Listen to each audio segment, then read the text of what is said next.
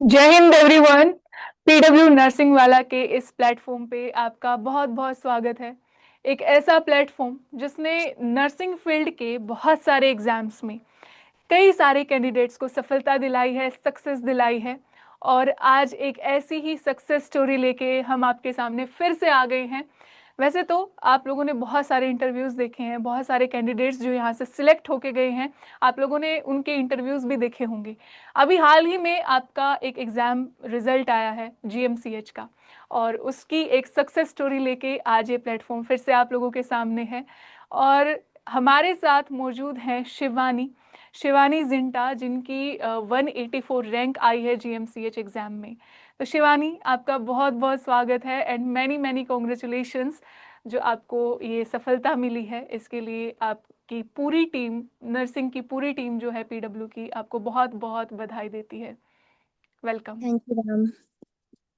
तो शिवानी, जितने भी व्यूअर्स हैं यहाँ पे, जितने भी एस्पिरेंट्स हैं, वो सब जानना चाहेंगे, इंस्पायर होना चाहेंगे आपकी सक्सेस स्टोरी से कि क्या क्या फैक्टर्स थे जिनकी वजह से आज आपने ये सफलता हासिल की है।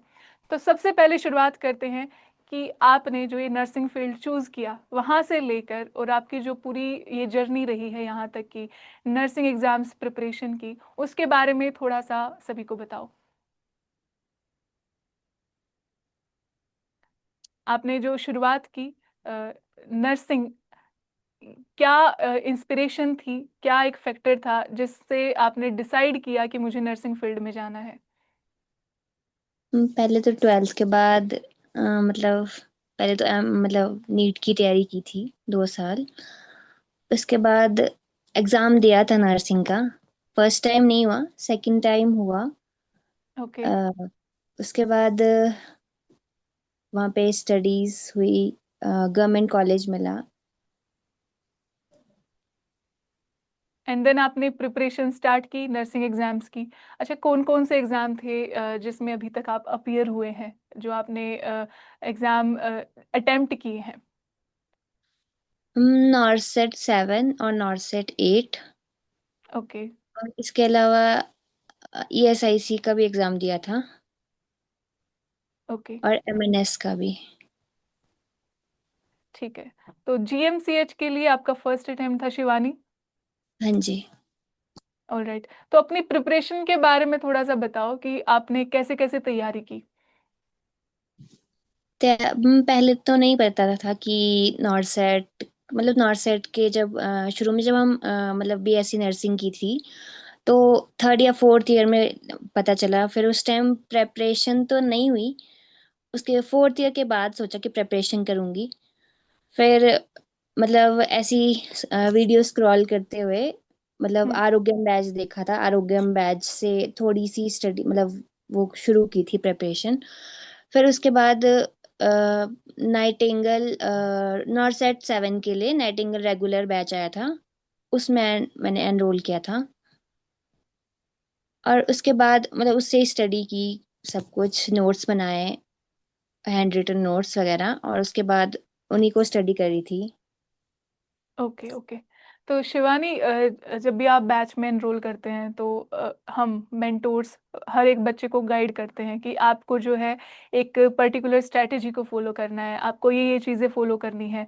तो बैच के अंदर जो आपको गाइडेंस मिलती थी, आप उसको कितना फॉलो करते थे और कितना आपके लिए हेल्पफुल रही वो?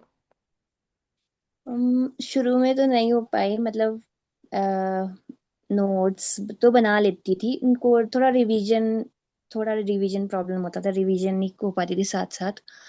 बाकी क्वेश्चंस करने की कोशिश तो करती, मतलब यूट्यूब से जितने सेशन थे वो तो मैंने सब लिए हैं, पर लाइव बहुत कम लिए हैं, रिकॉर्डेड ही देखे हैं। और बाकी बुक्स से थोड़ा बहुत पढ़ा है, मतलब थोड़ा बहुत ही क्वेश्चंस किए वहां से तो। बाकी ओके। नोट्स ही पढ़े हैं, ज्यादा कुछ भी नहीं। हाँ, तो नोट्स मतलब आपके लिए जो आपको प्रोवाइड किए जाते थे वो एकदम सफिशिएंट थे आपकी प्रिपरेशन के लिए? क्योंकि एक बैच के अंदर आपको सब कुछ like DPPs, practice papers provide किए जाते हैं, एमसीक्यूज प्रैक्टिस करने के लिए आपको पीडीएफ भी मिलती है डेली। तो आप को लगता है कि वो सारी चीज़ें जो भी उसमें प्रोवाइडेड थी वो इनफ थी आपकी प्रिपरेशन के लिए? हाँ मैम, जितना मतलब जो प्रोवाइड किया था बैच के अकॉर्डिंग, और नोट्स बहुत इनफ थे। मतलब जब टीचर्स पढ़ाते थे तो लगता है कि सब आ रहा है, मतलब जो पढ़ा रहे हैं वो आ रहा है, वो हो रहा है। लेकिन बाद में थोड़ा ऐसे हो जाता था कि जब दोबारा रिवीजन करनी है तो थोड़ा ऐसा लगता था कि नहीं, शायद नहीं हो पाएगा। पर फिर भी नोट्स पढ़ के काफी हद तक हो गया। बिल्कुल बिल्कुल। और रिवीजन की जो इम्पोर्टेंस है, ये हर बार आपको गाइड किया जाता है कि सबसे ज़्यादा इम्पोर्टेंस आपकी जो है रिवीजन की रहती है।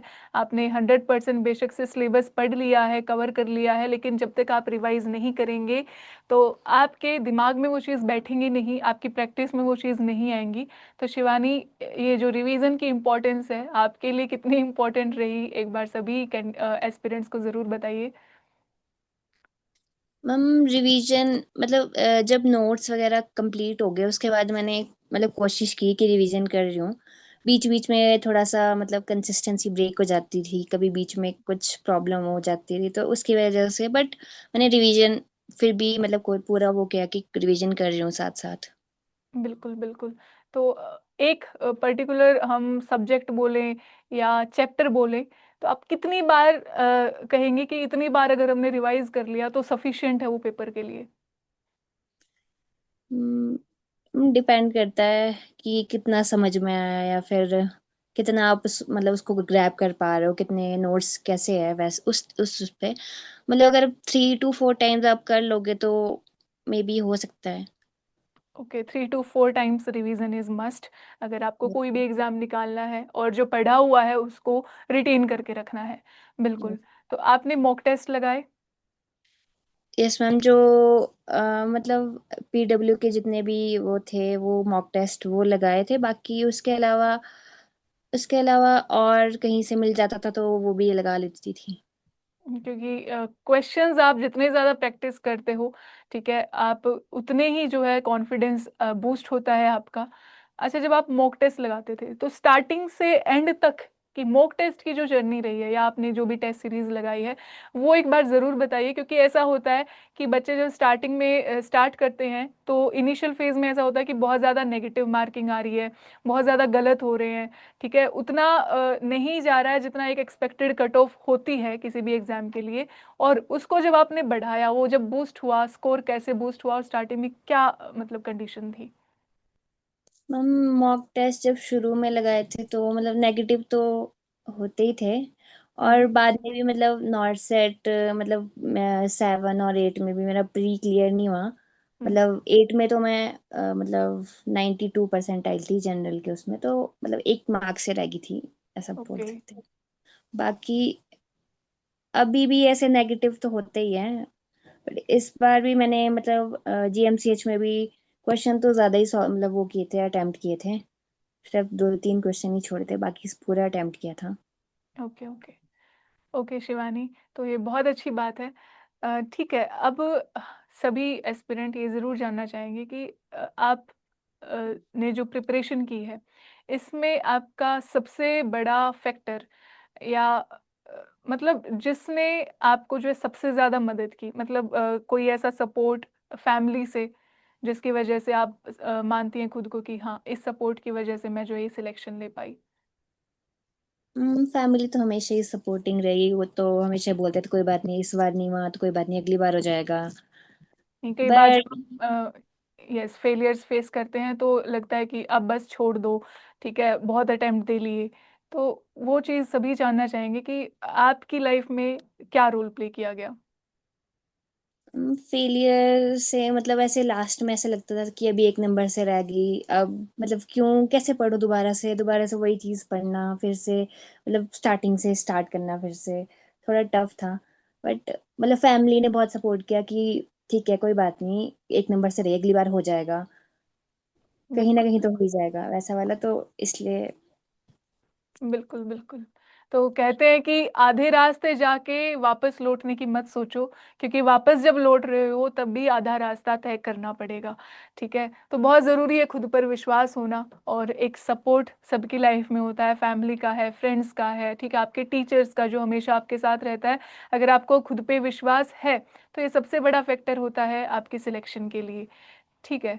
तो शिवानी, अब आप ये बताइए कि बाधा सबसे बड़ी बाधा आपकी प्रिपरेशन में क्या आई, मतलब क्या, या फिर आपकी तरफ से ही कोई कमी जो आपको लगती थी कि स्टार्टिंग में जो फर्स्ट अटेम्प्ट्स आपने दिए, नोट सेट में दिए, वहां पर आपको सिलेक्शन नहीं मिला, क्या कमी रही? नॉर्थ सेट में तो मैम नेगेटिव मार्किंग बहुत, मतलब मैंने बहुत क्वेश्चन अटेम्प्ट कर लिए और उसमें नेगेटिव बहुत ज्यादा हो गए। मतलब वहाँ एग्जाम में बैठ के ऐसा लगता था कि ठीक है ये जो कर रही हूँ वो आता है, बट जब बाद में पता चलता था तो नेगेटिव बहुत चले जाते थे। इस बार भी मतलब नॉर्थ सेट एट में भी काफी नेगेटिव हो गया था। हम्म, तो नेगेटिव मार्किंग के लिए भी आप लोगों को हमेशा गाइड किया जाता है। देखो, या आपके पास दो ऑप्शन होते हैं, या तो आप जो है खुद एक्सपीरियंस करो कि आप कहाँ कमी कर रहे हो, ठीक है, तब आपको रियलाइज होता है कि हाँ मैंने ये मिस्टेक्स करी, और नेक्स्ट टाइम से अब जो है नहीं होंगी। एक बार अटेम्प्ट में, दो बार में आपको रियलाइज होती हैं वो चीज़ें। और दूसरा तरीका ये है कि आप अगर मेंटोर्स की गाइडेंस में पढ़ रहे हो, तो जैसा वो आपको गाइड कर रहे हैं वैसा ही आप जो है फॉलो करते जाओ, तो आप जो है उस एक अटेम्प्ट या फेलियर से बच जाते हैं। तो शिवानी, ये चीज़ आपके मुंह से सुनना चाहेंगे कि मेंटोर्स की गाइडेंस कितनी ज़्यादा हेल्पफुल रहती है प्रिपरेशन के लिए। हम बहुत ज़्यादा हेल्पफुल रहती है। मतलब जब मेरे बैच का वो एक्सपायर हो गया था उसके बाद भी जब मैंने यूट्यूब सेशन लिए, जितने भी आरोग्यम जो रीलोडेड वाली क्लासेस है वो सारी, उसके बाद में मतलब जब भी टीचर ऐसे बोलते थे कि नहीं कोई बात नहीं, एक बार अभी नहीं हुआ तो कभी ना कभी तो होगा ही, प्रिपरेशन जारी रखो। और मतलब अब मतलब सब वो नहीं छोड़ना है, अगर छोड़ दिया तो फिर प्रॉब्लम हो जाएगी, मतलब बीच में छोड़ दोगे कुछ भी हम्म। तो मतलब सब टीचर्स ने बहुत गाइड किया। ओके। कोई ऐसा सब्जेक्ट जो आपको काफ़ी हार्ड लगा कि मेरे को ये क्रैक करने में, प्रिपरेशन में इसमें जो है परेशानी आ रही है? शुरू में ऐसा लगता था कि साइकेट्रिक थोड़ा सा मतलब हो सकता है, वैसे तो ठीक था, बट फिर भी ऐसा लगता था कि थोड़ा डिफिकल्ट है। बाकी कम्युनिटी थोड़ा सा लगता था, हम्म। बट उसके बाद जब मैंने मतलब कंटिन्यूअसली पढ़ाई की और टीचर्स बहुत अच्छे हैं तो उसकी वजह से नहीं, इतनी प्रॉब्लम नहीं आई। ओके। तो आप वर्किंग रह के आपने प्रिपरेशन की है, या फिर आप एज अ स्टूडेंट ही थी, full ma'am time student. Student? Okay. तो बहुत अच्छी बात है ये कि आपने गलतियां भी की, फेलियर्स भी फेस किए, लेकिन फाइनली जो है सिलेक्शन ले लिया। तो घर में कैसा माहौल है सिलेक्शन के बाद? बस मैम अभी तो खुश है सब। मतलब जब रिजल्ट आया था तो उसके बाद से मतलब बस अब ये है कि आगे क्या होगा, कैसे, हम्म। सब कुछ तो बस वही है। ओके ओके, आगे का प्रोसीजर अभी जो बाकी है ज्वाइनिंग तक का, ठीक है, डॉक्यूमेंट्स एंड ऑल, ठीक है, उसके लिए all the very best Shivani. पूरी टीम, नर्सिंग की पूरी टीम आपको जो है काफ़ी विश करती है, आपके लिए बेस्ट विशेस हम सब की तरफ से। तो थैंक अभी यू। कोई टिप जो आप सभी एस्पिरेंट्स के लिए, कि भाई अपनी प्रिपरेशन कैसे रखें, इवन इफ अगर आप फेलियर्स को फेस कर रहे हैं तो उसको कैसे टैकल करें, कुछ ऐसी चीज़ें कि एज एज एन एस्पिरेंट जो आपने फेस की, कि बाकी लोगों को अवॉइड करनी चाहिए वो गलतियां, वो कुछ बताइए बच्चों को। पहले तो मतलब अगर फेलियर हो रहा है तो ये सोचना चाहिए कि मतलब कभी ना कभी तो होगा, ऐसे तो है नहीं हमेशा फेल ही होंगे, और फेल से भी हम कुछ सीखते हैं। मतलब ये गलती हुई है, अभी ये गलती हुई है और इसको ठीक करेंगे, आगे वाले एग्जाम में वो गलती नहीं होगी।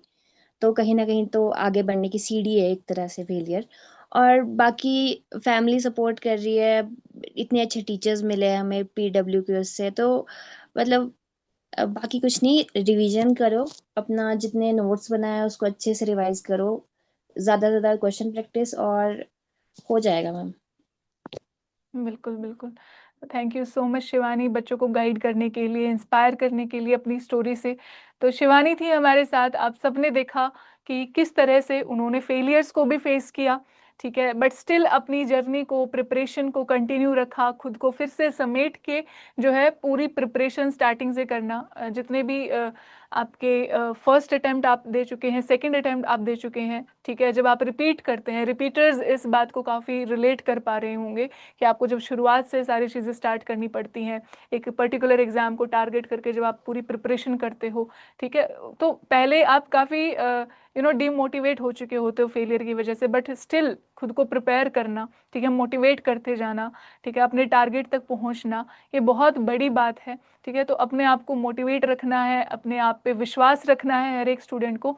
एक ना एक दिन आप जो है अपनी सफलता की स्टोरी इसी तरीके से सुना रहे होंगे अपने टीचर्स को, अपने पेरेंट्स को, फैमिली को जो है इसी तरह से प्राउड फील करवा रहे होंगे।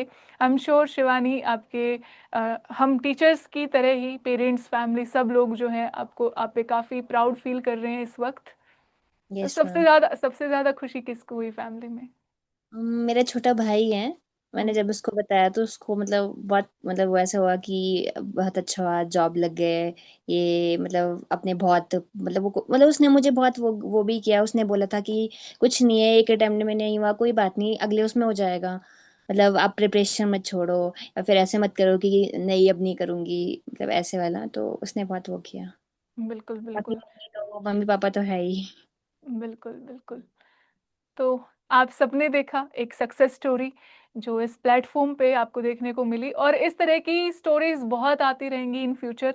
अभी तो बस शुरुआत हुई है, ठीक है, अभी और कैंडिडेट्स आप लोगों के सामने आएंगे, जिनकी सक्सेस स्टोरीज आपको सुनने को मिलेंगी, जो आपको इंस्पायर करेंगे इस प्लेटफॉर्म के थ्रू।